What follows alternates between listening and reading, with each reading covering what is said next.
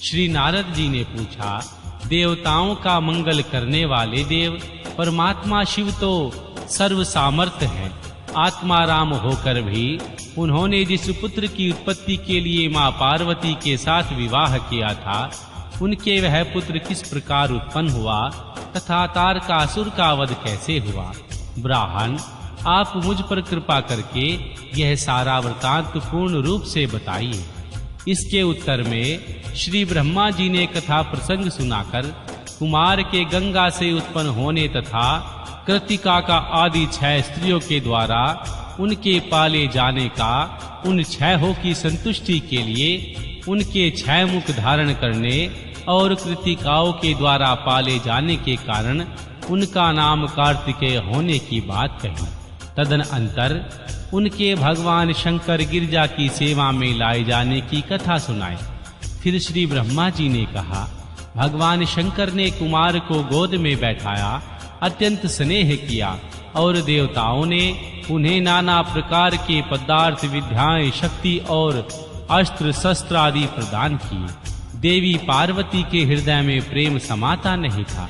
उन्होंने हर्ष पूर्वक मुस्कुराकर कुमार को परमोत्तम ऐश्वर्य प्रदान किया, साथ ही चिरंजीवी भी बना दिया। लक्ष्मी ने दिव्य संपत्ति तथा एक विशाल एवं मनोहर हार अर्पित किया। सावित्री ने प्रसन्न होकर सारी सिद्धि विद्याएं प्रदान की। मुनि श्रेष्ठ, इस प्रकार वहां महोत्सव मनाया गया। सभी के मन प्रसन्न थे। विशेषतः भगवान शिव और देवी पार्वती के तो आनंद का पार ही नहीं था। इसी बीच देवताओं ने भगवान शंकर से कहा, प्रभु, यह तारकासुर कुमार के हाथों ही मारा जाने वाला है, इसीलिए ही यह पार्वती परिणय तथा कुमारोत्पत्ति आदि उत्तम चरित्र घटित हुआ है। अतः हम लोगों के सुखार्थ का प्रबंध कराने हेतु कुमार को आज्ञा दीजिए। हम लोग आज ही अस्त्र शस्त्र से सुसज्जित होकर तारक को मारने के लिए रण यात्रा करेंगे। श्री ब्रह्मा जी कहते हैं, मुने, यह सुनकर भगवान शंकर का हृदय दयाद्र हो गया। उन्होंने उनकी प्रार्थना स्वीकार करके उसी समय तारक का वध करने के लिए अपने पुत्र कुमार को सौंप दिया। फिर तो भगवान शिव की आज्ञा मिल जाने पर भगवान ब्रह्मा, भगवान विष्णु आदि सभी देवता एकत्र होकर गुह को आगे करके तुरंत ही उस पर्वत को चल दिए। उस समय श्री हरि आदि देवताओं के मन में पूर्ण विश्वास था कि ये अवश्य तारक का वध कर डालेंगे।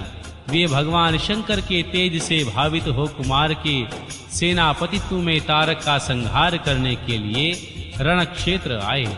उस महाबली तारक ने जब देवताओं के इस युद्धोग को सुना, तब वह भी एक विशाल सेना के साथ देवों से युद्ध करने के लिए तत्काल ही चल पड़ा। उसकी विशाल वाहिनी को आती देख देवताओं को परम विस्मय हुआ। फिर तो उन्होंने बलपूर्वक बारंबार सिंहनाद करके उसी समय तुरंत ही भगवान शंकर की प्रेरणा से विष्णु आदि संपूर्ण देवताओं के साथ आकाशवाणी हुई। आकाशवाणी ने कहा, देवगण, तुम लोग जो कुमार के अधिनायकत्व में युद्ध करने के लिए उदत हुए हो, इससे तुम संग्राम में दैत्य को जीतकर विजयी होगे। श्री ब्रह्मा जी कहते हैं, मुने, उस आकाशवाणी को सुनकर सभी देवताओं का उत्साह बढ़ गया। उसका भय जाता रहा और वे वीरोचित गर्जना करने लगे। उनकी युद्ध कामना बलवती हो उठी और वे सब के सब कुमार को अग्रणी बनाकर बड़ी उतावली के साथ महिसागर संगम को चले गए।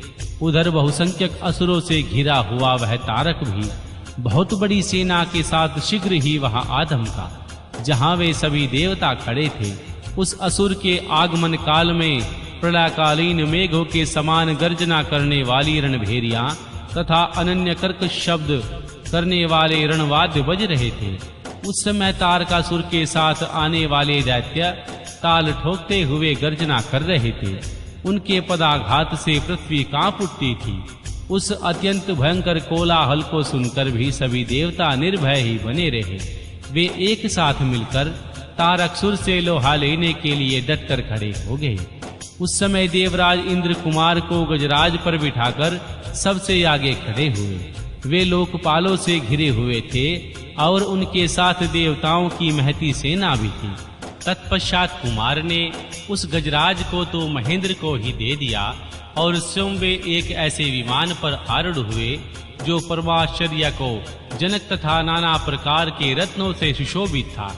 उस समय उस विमान पर सवार होने से सर्वगुण संपन्न महायशस्वी शंकर पुत्र कुमार उत्कृष्ट शोभा से संयुक्त होकर सुशोभित हो रहे थे।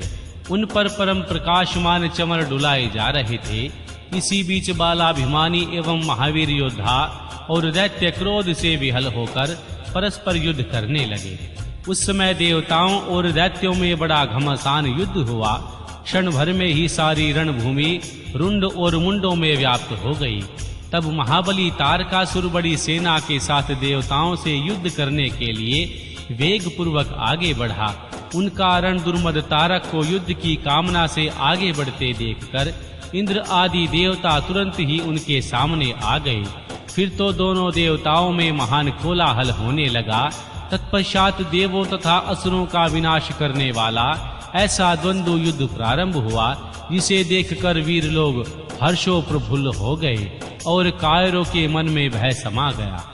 इसी समय वीरभद्र कुपित होकर महाबली प्रथम गणों के साथ वीराभिमानी तारक के समीप आ पहुँचे। वे बलवान गणनायक भगवान शिव के कोप से उत्पन्न हुए थे। अतः समस्त देवताओं को पीछे करके युद्ध की अभिलाषा से तारक के सम्मुख डट गए। उस समय प्रथम गणों तथा सारे असुरों के मन में परमोल्लास था। अतः वे उन महासमर में परस्पर गुत्थम गुत्था होकर जूझने लगे। तदनंतर वीरभद्र से तारक का भयानक युद्ध हुआ। इसी बीच असुरों की सेना रण से विमुख हो भाग चली। इस प्रकार अपनी सेना को तितर-बितर हुआ देख उनका नायक तारकासुर क्रोध से भर गया और 10,000 भुजाएं धारण करके सिंह पर सवार हो देवगणों को मार डालने के लिए वेग पूर्वक उनकी ओर झपटा। वह युद्ध के मुहाने पर तथा प्रथम गणों को मार मार कर गिराने लगा। तब प्रथम गणों के नेता महाबली वीरभद्र उसके उस कर्म को देखकर उसका वध करने के लिए अत्यंत कुपित हो उठे। फिर तो उन्होंने भगवान शिव के चरण कमल का ध्यान करके एक ऐसा त्रिशूल हाथ में लिया जिसके तेज से सारी दिशाएं और आकाश प्रकाशित हो उठे। इसी अवसर पर महान कौतुक प्रदर्शन करने वाले स्वामी कार्तिक ने तुरंत ही वीर बाहु द्वारा कहलाकर उस युद्ध को रोक दिया। तब स्वामी की आज्ञा से वीरभद्र उस युद्ध से हट गए और वह देखकर असुर सेनापति महावीर तारक कुपित हो उठा। वह युद्ध कुशल तथा नाना प्रकार के अस्त्रों का जानकार था। अतः देवताओं को ललकार कर उन पर बाणों की वृष्टि करने लगा।